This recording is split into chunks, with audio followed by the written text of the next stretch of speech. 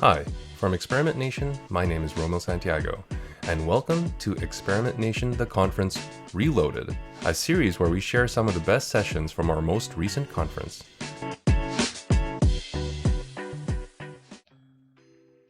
Hello, and welcome to today's session on the experiment cartography, building the perfect roadmap. Today you are joined by both Microsoft and Evolytics. My name is Kenya Davis, and I am a data analytics and planning program manager for Microsoft. I'm Krissy Tripp. I am our Director of Decision Science at Evolytics, an analytics consulting agency. You are going on a road trip with us. Kenya and I love metaphors, and so we're really excited to share this one with you as we draw our experiment roadmaps. On this road trip, you're going to learn how to optimize your experimentation routes, how to analyze for desired impacts, and how to create a series of attainable milestones. Experimentation is great for many reasons, like mitigating risk or increasing revenue. But before you jump into experimentation, it's important to practice planning or road mapping, as we will refer to it in this context. Much like a road trip, creating an experimentation roadmap requires us to zero in on our objective, our business goals, however you would like to frame it. This could be increasing the checkout rate from the cart page, identifying an optimal propensity model for specific campaigns, or even discovering a new product and how it should serve your customers. Creating a roadmap for your goals will help you to stay on track with your desired learnings, outcomes, and overall understanding of how the changes you make impact the customer. So before we begin, let's start by assigning some of these major components of road mapping. So here we have some charted courses on your roadmap. So we have the roadmap itself, and then we break it down by charting the milestones, or what we'll call pit stops. Once those pit stops are outlined and ordered, we can choose the desired routes and learning paths that will prove to be the most impactful to the business objective. The work doesn't stop here, though. We must assess our resources, capabilities, and thinking through what answers we hope to gain from the numerous testing and optimization methods. And before we really dive into this, we wanted to take one quick stop and talk to you guys about business goals and KPIs, which we'll be discussing throughout. We want to be able to help determine which advanced statistical methods will best serve you post-test analysis. This is something that's really fun and important to me, but we have decision trees to help kind of say, do you have a specific KPI in mind? If yes, is your KPI continuous or categorical?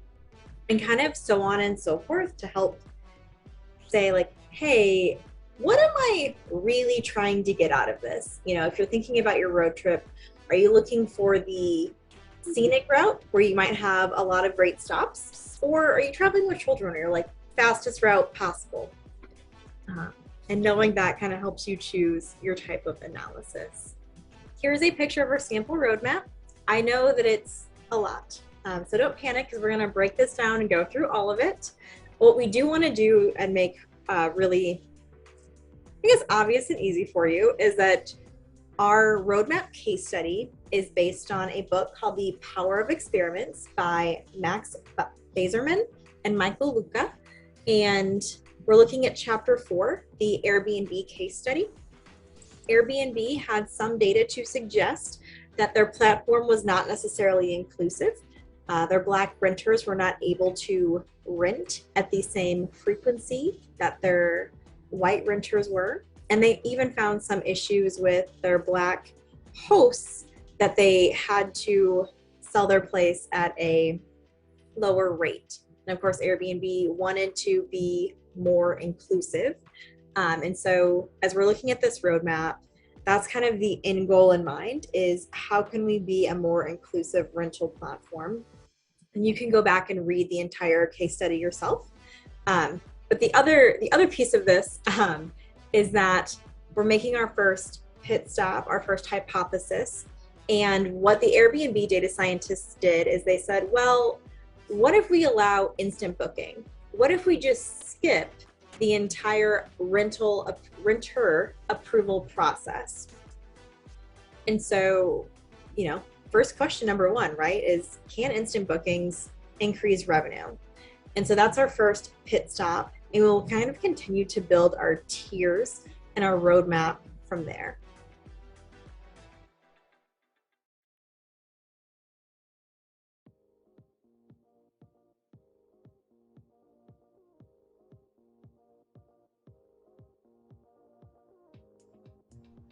So what do you need to make the perfect roadmap? First, you have to locate the goal, right? In our case, Airbnb wanted to alleviate racism on their platform. You want to understand the direction of the objective and the reason to get on the road. In this case, besides just wanting to be a better organization, better people, they also realized that they were losing out on revenue because not everyone was able to rent on their platforms. You need to identify what pit stops you must make and which pit stops you can afford to make, right? And so we all know that resources are scarce. And so maybe hey, based on my traffic number, I can only really afford to run 3 experiments this quarter. Or maybe the dev team is really swamped. And so knowing, hey, like what's an absolute, we have to stop here, and what's kind of a nice to have. And then recognize what resources you have and who can join you on this trip. Again, knowing if you have a swamped dev team is really important so that you can actually make sure that they get to all those must stops. And then calculate how much time you have to execute your plan, right? Not all of us have unlimited vacation. And so we know that we have 7 days to make our road trip. Or in a business case, maybe you have to have results by the end of the quarter. How much time do you have? First, we're going to start with pit stops. Your pit stop or your milestone creates stepping stones towards reaching your goals. There's no benefit to reaching a goal and getting there and saying, I have no idea how we got here. You want to be able to explain it. You want to be able to support it. So it makes quantifying your impact nearly impossible if you don't have that background information and have really taken the steps to get there to your end goal with intention. So when you experiment, we don't want to observe a false positive in our test. Therefore, we should apply the same level of expectation to achieving our goals. So for example, when we receive goals to optimize paths for the purpose of pushing traffic through the best path, we have to consider that the best path doesn't always mean the path most used. We should consider if it happens to be the most in your face or the easiest to access based on the current experience. So for the best, we need to test against the norm. We need to analyze or compare the effectiveness of the paths and then take notes on the holes and the gaps in the logic. So it's time to create milestones or pit stops. When we think about our business goal, we need to think about what questions should we answer for us to reach that end goal. Start by reformatting your goal into a question. For example, leadership has passed down a goal to my product team to determine how we can increase adoption of instant booking amongst hosts. We assume that the instant booking feature will increase speed to booking, reduce bounce rates on the checkout process, and increase revenue. The goal was passed to us due to reason to believe there's a level of discrimination occurring at the booking inquiry level based on the observance of a much higher rate of bookings accepted over those that were qualified or authenticated via logging in, and then booking inquiries for non-instant booking hosts. So if we look at those qualified users, meaning the card and the information provided from the inquirer is successful and passed all of the criteria needed, then when it comes to understanding whether it was a discriminatory action on the host part, we're able to actually take this information that we might know and assess, do we have any assumptions? Do we have any clear questions that we need to ask and answer? In this case, we not only need to ask direct questions that surround the goal, but we also need to understand all of the possible reasons that adoption is failing and that possibly it's allowing for these discriminatory actions to be accessible by the hosts or by those who are experiencing on the end of trying to receive bookings. After you build your experiment roadmap, which tends to be a giant brainstorming session where you really just like follow every idea and you keep saying, and then what? And then what? And then what? and say like, if I know this, what could I learn next, right? And so that's how these get filled out, is you really kind of look at your problems in a very childlike manner, asking why, and then kind of just continue saying, are we there yet? Are we there yet? And there yet is typically like a good business solution or optimizing the business problem. And the thing about these experiment roadmaps is that there are a lot of questions, and they're good questions, and learning is really exciting. And so it can be tempting to try and treat it like a bingo blackout game, right? You want to make sure that you're checking every single box. However, again, usually we don't have the resources to check every single box. And so you want to be strategic about your route. What do I need to learn first? What can I afford to learn? And we try and use a method where we look at what are we assuming, what's a complete unknown, and what's a known now. And whichever of your assumptions or unknowns tend to be a huge risk factor, you want to start to fill those in first. Different routes are going to have different business impacts. For instance, if you follow the orange route, that's really a high business investment. You might allow hosts to opt out of instant booking, which is obviously a huge risk. Or you might say, can we pay hosts extra to allow for instant bookings? And again, that's a really high business investment to say, can we pay you to do the behavior that we want? And then what's the customer value versus the host value for instant booking? For instance, if the customer values instant booking at an extra, let's say $10 for booking, to not have to like wait and see if they're accepted, do hosts view that instant booking feature as a $10 detriment, or is it only a $5 detriment? Or is it terrible because it's a $50 detriment? And understanding that balance could help Airbnb choose if paying hosts to allow instant booking is the right route. If you follow the yellow route, that's for high customer satisfaction.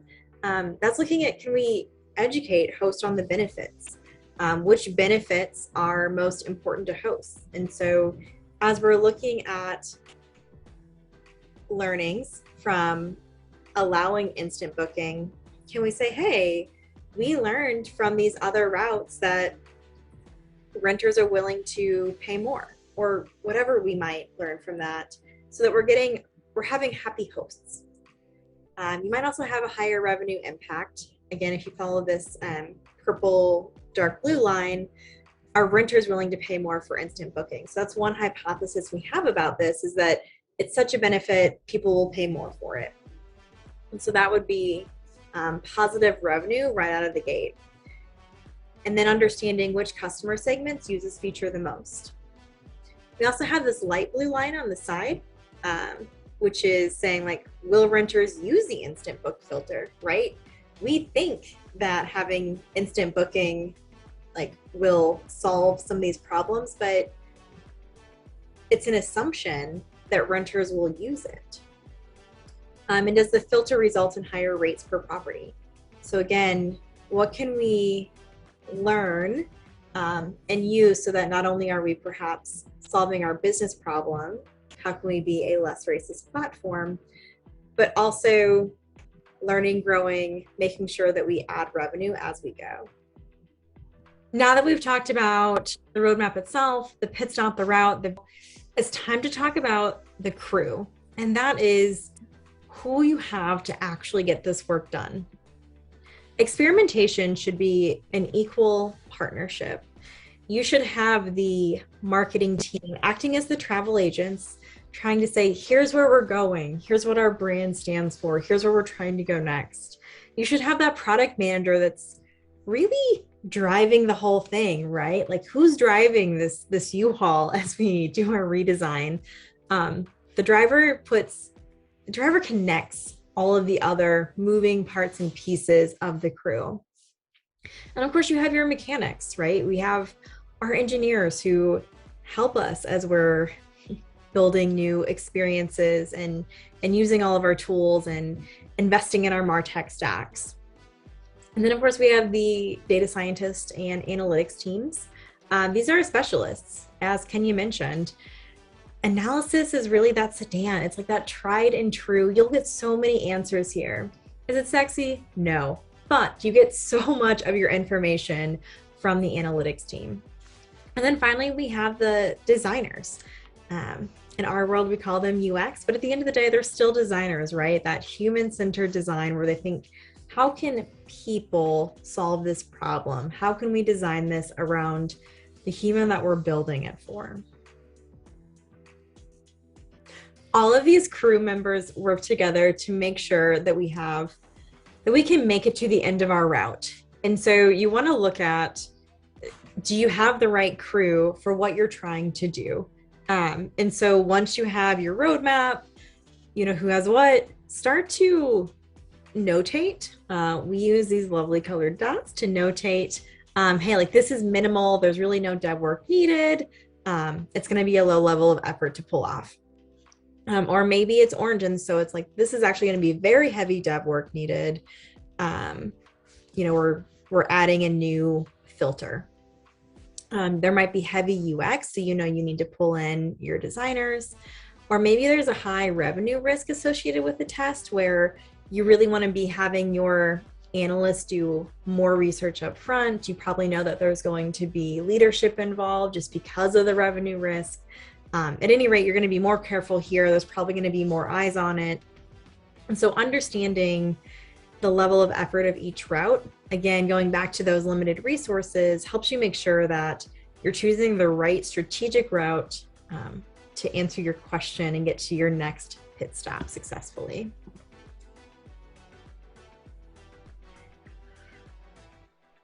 So now that we've gone through routes and assessing the different pathways and learning pathways and potential impacts that you can encounter by a particular route, we need to think about what type of vehicle do you need? What type of team do you need to execute the desired route?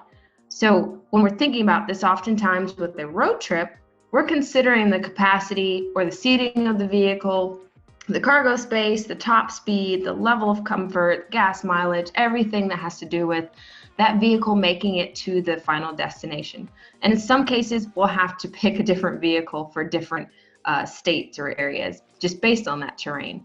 So in the same way that we think about the road trip, we need to think about this for the roadmap. So depending on the path to the destination, there may be a new code required, new data or complex data, very little resources or plenty of resources, heavy design or no design. Basically, you get the point. There can be a lot of different varieties of combos that you're dealing with as you get to each milestone or pit stop. Our vehicle in the instance helps us to understand the complexity also of the method that's needed to answering our question. So at this point in our roadmap, we've outlined and prioritized our questions or our pit stops. Now we need to figure out how long it's going to take to complete our route. This includes the resources for executing, designing, researching, and analyzing. The vehicles the vehicles also include understanding how long it takes to accomplish the phases of executing, designing, researching, and analyzing. So depending on how complicated the system is and the platform that you're dealing with, it can really switch up, your combinations of your teams. So to give you an example here, if I look at a motorcycle, it's very fast and it's really shiny, but it's also a one-seater. And in some cases, it can be a two-seater. So if we try to balance this out between the types of test optimizations and analyses capable with some of these different vehicle types. So if I think of a motorcycle, it's fast at executing and your highest reward and the amount of time you can allot to it. So that might be something like a multi-arm bandit test. If I think of a sports car, let's think about personalization. So everyone wants an experience with all the bells and whistles, and they want to quickly get to what they're looking for, but they don't want to pay for the maintenance that it comes with. And we think our good old faithful sedan is where we find most of our answers and the guidance that's needed for our next step. So a lot of times that sedan is our analysis, what we should be doing before we even get started.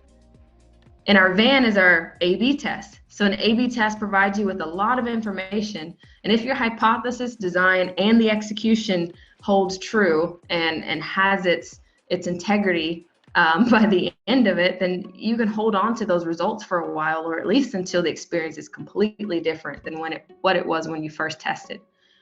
If we look at a pickup truck, we can think about our multivariate testing. So you get a lot of different combinations and a lot of whys and answers to your questions with a lot of different ideas at once. And again, this is a luxury, a very powerful tool. And lastly, we can think about a moving van. And the way that I would want you to think about a moving van is a redesign. So with redesigns, it requires a lot of moving parts. It can mean you will never return to the experience that used to be. And in this case, you must be prepared to change things along the way and camp out for a little while.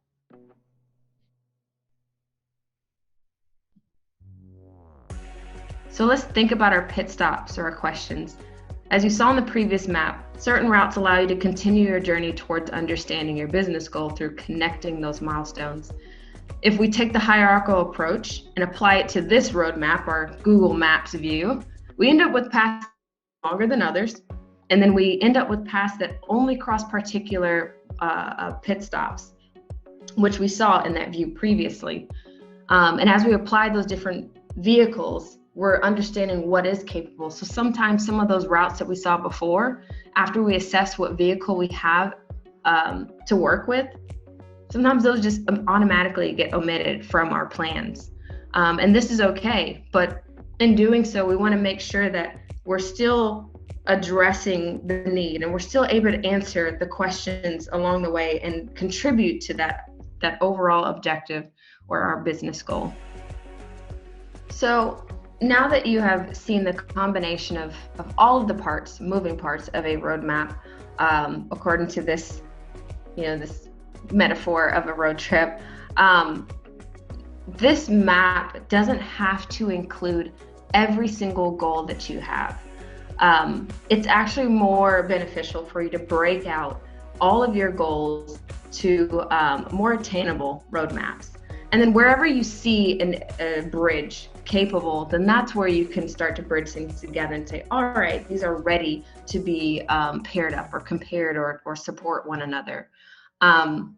We do like to use these hierarchical approaches because it's a little bit easier to visualize your ideas. And when you're trying to explain, why, if someone asks in leadership, why can't you answer this for me? In this way, you're able to say, hey, we're at tier 1, we're at level 1. This is the question that we're able to answer. And we have to go like three tiers down before we're able to get to the meat and potatoes, which is totally fine. That's okay. But sometimes that visual of what that means needs to be outlined. And so in this way, you're addressing your goals and your milestones and your pathings, everything in a format that is easy to digest and easy to visually see, like where you are on this map that has endless routes and possibilities. It also helps to support whether you need more resources or not. So sometimes if you address it or if you assess it and you realize, I can only afford to go down this route, but leadership wants me to take this one, you can take them this format and say, okay, here's where we are, here's what we're capable of. And if I'm able to get these resources, look what I'm able to do and what I can deliver by the end of said time. And be sure to map out what each of these components is for you. So we talked about the pit stops. So when you're thinking about the questions, don't go too broad. It's actually okay to narrow it down a bit and make sure that it's something that you can answer. If you can't answer it, still put it down and mark it, but don't not put a question down just because you think you already know the answer. It's also okay to put something down and test against that, just to ensure that it's not based on an opinion or just a belief or something that's passed down through the business. And then as it comes to the resources, be sure that you're very clear on what is light and heavy UX work. What do you have to work with? What's your level of manipulation that you can do in your space? And then as for the high and low revenue risk, again, understanding what you can work with will really benefit you on choosing which route to take so that you don't go down a path that will ultimately reach a roadblock. And Again, thank you. My name is Kenya Davis, and you're joined by myself and Krissy Tripp from Evolytics. We are again very excited that you all joined us on this journey. And again, if you have questions, please reach out to us on Experimentation Slack channel, and we'd be happy to meet up and help you. Thank you. Thanks, guys.